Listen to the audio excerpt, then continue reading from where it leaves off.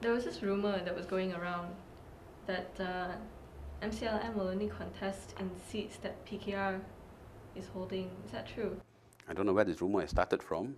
As I just said, we have not even identified the specific constituencies. The whole idea is this. You want to get good men and women in. We're not looking to replace good men with good men. So it's a case of identifying, using an objective criteria, those who are perhaps seen as not up to the mark. The other concern, of course, being this, integrity. Let me explain it this way. How to be a good MP? I think that's something you can teach someone with a reasonable amount of intelligence. But integrity, if your parents didn't bring you up well, there's very little we can do.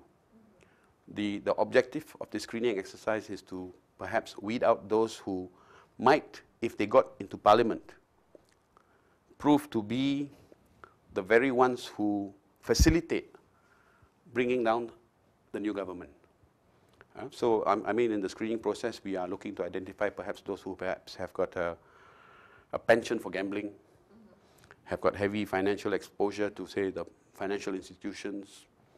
Worse still, if there's any exposure to Along, right? Those are the things that we're looking out for. Unhealthy lifestyles that they would rather keep in the closet, so to speak. So we're looking out for that. So at this juncture, to say we are targeting PKR seats, that's a very mischievous rumor, and I want to say right now there's absolutely no truth in it. We are looking as RPK said, to offer the best possible candidates to a lot of these parties who for some time have been saying, I think Dr. Sri Anwar has come out and said, yes, they made some mistakes in the selection process. And I think he has very candidly also said that at that point in time, they just didn't have enough good candidates to go around. So we're trying to help the parties by marshalling these individuals who, whilst they are not prepared to get into a party setup, are prepared to do a stint of national service in Parliament to help in the rehabilitation.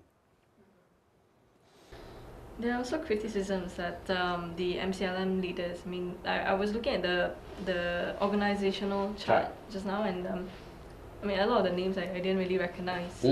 But some people have also said, you know, these are just middle class people who wouldn't be so much in touch with grassroots. How would you? The government leaders today, are they not middle class? Your leaders of the principal opposition parties today, are they not mostly middle class? So really, I mean, before we heard that sort of criticism, don't imagine that all in the middle class don't care about what's happening to the country. A lot of middle class people that I've been working with over the last 1.5 years actually do go to ground, get their hands dirty to get a sense of what's happening in the country. I think that's a very unfair observation. It's not Datuk Najib middle class or even upper class. So he shouldn't be leading this country then, if you take that as a yardstick. There's also a lot of people who say that he's out of touch as well. I tend to agree. But RPK in the run-up to the 12th GE was campaigning all over the country. Why was he being asked to campaign if one feels that he's out of touch? The individuals that you spoke of, Yolanda and Farouk Peru, without fail, every month have been at Trafalgar Square participating in the anti-ISA demo. They've kept abreast with those issues. Is it fair to say they're out of touch? They may be out of the country, but I think some of them may be even more versed with what's happening in the country than a lot of nations who are at home. Well, there's a lot of myth that we have to dispel again now, because I mean, there's a lot of ideas about what MCLM is, and no one really knows for sure. But we have to ask you that there are rumors about and speculations about who is funding MCLM and who's the hidden hand or anything like that. Could you set the record straight on this? When I was in England, I met I met one gentleman who is a Malaysian who, and I will not mention his name, who has migrated some time back. But as RPK said on Sunday, well-wishers since the 12GE who have been quite delighted with the development in the politics, but who of late have become somewhat disenchanted with the performance of Pakatan, have intimated an interest to assist us in this initiative. I think RPK mentioned a figure of about 10 million.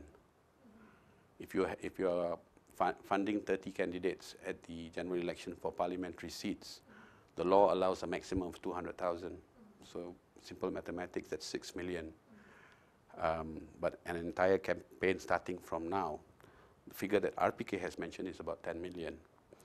Now, this is largely coming from Malaysians who have migrated, but who have done well, and who still see Malaysia as motherland, and who, as I understand it, hope that when things start to become better here, would themselves like to come home. These are the Malaysian diaspora who are reaching out to us. They also form part of Friends of Pakatan Right Yet. Right? These are the Malaysians who are overseas. There is an effort now to, and this is an effort that MCLM is also involved in, the Malaysian overseas votes. We have about 1 million Malaysians overseas who constitutionally are entitled to the right to vote. But for some reason, there doesn't seem to be the structures in place or the necessary regulations to facilitate this. These funders form part of that group of Malaysians out there.